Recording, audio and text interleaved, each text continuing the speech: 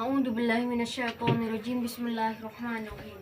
Assalamualaikum warahmatullahi taala wabarakatuh. Waalaikumsalam. Alhamdulillahirabbil alamin. Hamda walihi inna wal muslimin wal muslimat. Tahdi lillahi wal iyadi Muhammadin sallallahu alaihi wasallam. Alhamdulillah rabbil alamin. Puji syukur hadirat Allah Subhanahu wa taala yang telah melimpahkan kita segala rahmat, yang telah melimpahkan kita segala nikmat pada hari ini. Selawat serta salam mari kita ajukan kepada junjungan Nabi besar baginda Nabi Muhammad sallallahu alaihi wasallam. Amin amin ya rabbal alamin. Tahadimurkullahu matadibum inna muslimin. Kita sebagai umat Islam, sebagai hamba Allah yang takwa, hamba Allah yang taat kepada Allah Subhanahu wa taala. Kali ini Allah menurunkan, Allah melimpahkan di antara nikmat salat kita, di antara nikmat ibadah kita kepada Allah, di antara nikmat kita bagaimana kita selalu dekat dengan Allah. Nah,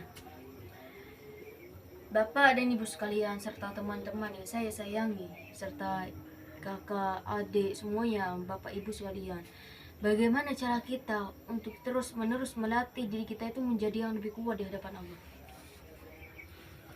Seseorang yang terlatih, yang dilatih oleh Allah untuk menjadi orang kuat itu lebih hebat daripada orang yang dilatih di dalam dunia. Wala tabihina wallahu muslimin wallahu muslimin itadhiful majazan wal qanim hafan nasi itasyirat fil insani illa tahdu. Selama kita mempunyai insan, selama kita masih hidup, ujian itu akan tetap ada. Kita sebagai hamba Allah yang taat, apakah kita dengan akan ujian kita akan tetap dengan terus menjauh dengan Allah? Kita tidak usah jauh. Wala tazi'inna Allah dan nikmatihi tawatusyurana Allah. Dia diberikan nikmat lalu dia melupakan Allah. Ada seseorang yang wala tadzizi inna walata nikmati.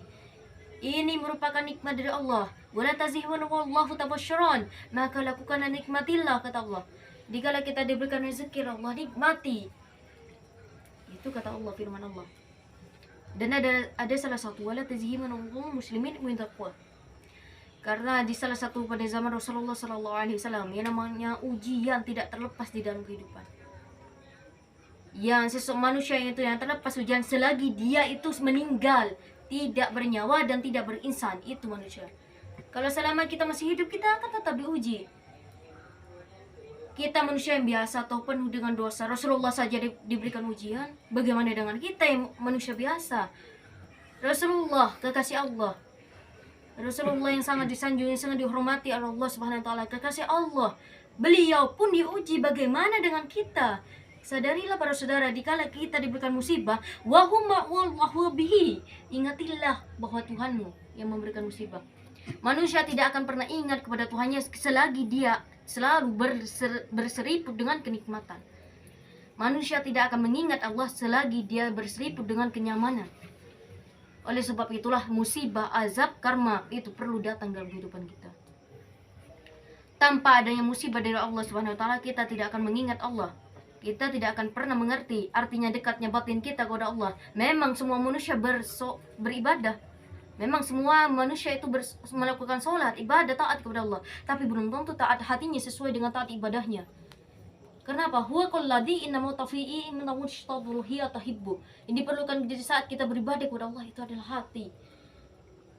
Jadi bukan hanya jasad yang kita lakukan untuk ibadah kepada Allah. Bukan hanya kehidupan yang kita pasrahkan kepada Allah. Lihat saja bagaimana kita pasrah dengan satu ujian. Wa hubbun innallaha tabadalika itafih. Bahwasanya tidaklah mungkin bagi kita yang tidak mampu melampaui dari batas ujian Allah Subhanahu wa taala. Jadi kalau musibah, karma, diuji oleh Allah, diberikan peringatan, diberikan himbauan, itu sudah biasa. Namun karena apa? Karena kita manusia. Jadi kalau kita sebagai makhluk, sebagai hamba Allah yang taat, kalau tidak mau dengan ujian, jangan hidup. Karena selagi kita hidup, kita akan tetap diuji. Selagi kita hidup, selagi kita berseruput dengan kenikmatan, Allah akan tetap selalu mengingatimu dengan himbauan, karma, azab, ataupun wahubbun musibah. Bagaimana Allah menurunkan musibah kepada dirimu. Nah, kejadian di dalam dunia ini, wala tahiri inna wa tasjid. kamu dihilangkan, kamu dihindarkan oleh keluargamu. Wala harami fitrahmdihina fatalhubbu, kamu ditinggalkan oleh kekasihmu. Wasabihi waratuhi inna wala rizki, kamu tidak ada rezeki. Tahdila illa taqwalikuna sujud, lakukanlah permintaanmu di dalam sujud. Karena apa? Orang tua pun bisa meninggal, kekasih pun bisa menjauh, keluarga pun bisa menjauh, bahkan Allah lah yang akan tetap setia pada kita. Tidak ada manusia yang tetap setia pada kita, tetap akan bersama dengan kita. Mungkin kalau kita menemukan seseorang kekasih selain dari Allah Subhanahu wa taala, kita akan melupakan Allah. Bahkan Tuhan pun ditukar dengan manusia. Itu bahayanya kita. Allah tidak bisa ditukar dengan orang tua, Allah tidak bisa ditukar dengan kekasih, dan Allah tidak bisa ditukar dengan seorang anak. Bagaimanapun Allah tetaplah Tuhan kita. Meskipun itu seorang ibu, seorang ayah, seorang anak, bahkan keluarga kita pun sendiri taruhkan jika dia membawa kita lebih jauh dari Allah. Karena yang membawa kita lebih jauh dari Allah itu bukan orang yang jauh, bukan orang yang membenci kita, tapi yang terkadang yang lebih dekat dengan kita. Jadi itu para saudara, kalau kita diberikan musibah, dihilangkan rasa cinta kepada seseorang, rezekinya habis, tidak diberikan rezeki, turunnya rezeki mungkin bukan habis, kurang, tidak cukup dengan rezeki yang Allah turunkan. Keluarganya meninggal, orang tuanya tiada. Itu sebagian apa? Sebagian dari himbauan dari Allah, bahwasanya Allah itu tetap ada di samping kita. Jadi kalau masalah rezeki, pengganti Allah itu tidak ada. Jodohmu tidak ada, tidak akan bisa menggantikan Allah. Bahkan rezekimu tidak akan pernah bisa menggantikan Allah. Karena peran Allah tidak akan pernah ada pada peran dunia. Karena peran dunia ini selalu ada pada genggaman Allah. Kita sebagai makhluk hidup yang taat dengan Allah, sebagai hamba Allah yang taat, seseorang yang cerdas, kata Syekh Jubair apa? Wala tihi wala tasyih. Seseorang yang cerdas bukanlah seseorang yang terus mengeluh, tapi seseorang yang terus berintrospeksi, berpikir, berjernih. Bagaimana kita tetap berjernih hati, pikiran, batin dengan kepada Allah Subhanahu wa taala. Jadi berpikir negatif itu perlu kita hilangkan, bukan hanya ke sesama manusia, bahkan ke Allah pun kita hilangkan. Karena manusia itu pintar berbicara, pintar mengucapkan, pintar menyiarkan, walahi walayhu. Tapi kita bagaimana kita terus bisa melakukan apa yang kita ucapkan, bisa melakukan apa yang kita perintahkan, apa yang kita minta tolongkan kepada orang lain. Wala tuhu kama nafata alaika. Katanya seseorang bahwasanya jodoh mati maut itu di dalam genggaman Allah. Lalu bagaimana seseorang yang hijrah? Di antara salah satunya dia tidak akan pernah menemukan di salah satunya ketetapan yang Allah tetapkan itu adalah 3 hal. Jika seseorang tidak pernah menemukan di antara rezekinya selalu bercukupan, itu tandanya bukan Allah yang tidak pernah memberikan kita rezeki, tapi mungkin itu rezekimu datang tapi nikmatmu tidak terlihat. Itu. Jadi kalau kita meminta kepada Allah itu jangan minta rezeki, jangan minta uang, minta nikmat. Karena apa? Wala ta'ihi wa nikmatihi wal khutusyrain illa muslimin. Karena kenikmatan yang sesungguhnya dari Allah itu hanya bagi kaum muslim. Bagaimana seseorang wala duhumaka wala taduni inni intafat innaka. Bagaimana seseorang yang berhijrah dengan apa yang dia lakukan, tapi dia tidak pernah lurus dengan barokah yang rezekinya yang Allah turunkan, nikmatnya pun tidak pernah dia rasakan rezekinya. Maut pun walahu kumafadunna, dia dikala dia menjelang kematian, walaqad dunu afta'imnukah, tidak seperti manusia yang lain. Jodohnya tidak datang, rezekinya mungkin tidak bercukupan, kehidupan kita mungkin berantakan. Sadarilah bahwasanya itu merupakan salah satu himbauan dari Allah.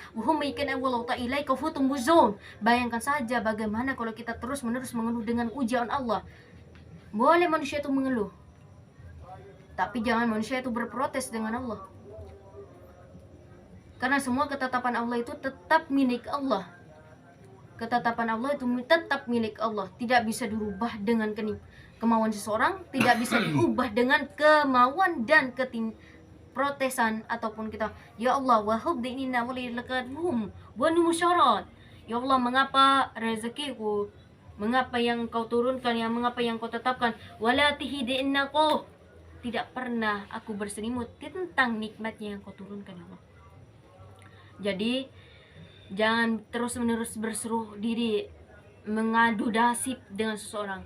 Bagaimana kita itu mengubah nasib? Sekarang banyak manusia itu saling mengadu nasib. Nasibnya saya seperti ini, masih lebih parah saya, masih lebih parah saya. Jadi kalau kita berbicara seperti itu, lebih baik kita mengubah nasib daripada kita terus-terus berbicara tentang nasib. Jadi ayolah para saudara sekalian, ayo kita kembali kepada Allah Subhanahu wa taala. Inna Allah ma'usri yusra wa inna ma'usri yusra. Taqai innahu man ta'unamka. Sesungguhnya di antara kesulitan akan adanya kemudahan. Jadi apa yang kita alami sekarang, ayo kita sesama mungkin, sekuat mungkin, bagaimana kita akan terus bersyukur dengan apa yang Allah turunkan dan terus ikhlas dengan apa yang Allah kembalikan kepada Allah. Wala tahdi inna fikum walam tuhum mifi'an nasi. Manusia tidak berhak menetapkan wahum bi'i walau tawji'in fi'an nasi tasyrun. Tapi manusia itu berhak memilih wahum bi'i wa ilaikum mursalin. Semoga apa yang kita inginkan selalu Allah jabahkan. Semoga apa yang Allah turunkan selalu bermanfaat, barokah, nikmat bagi kita. Walah kutum walakum walaikum insani illa tashfikun wa ilahi turja'un. Jazakallahu khairan man tahfidum wa ilahi mursalun. Wassalamualaikum warahmatullahi taala wabarakatuh. Waalaikumsalam.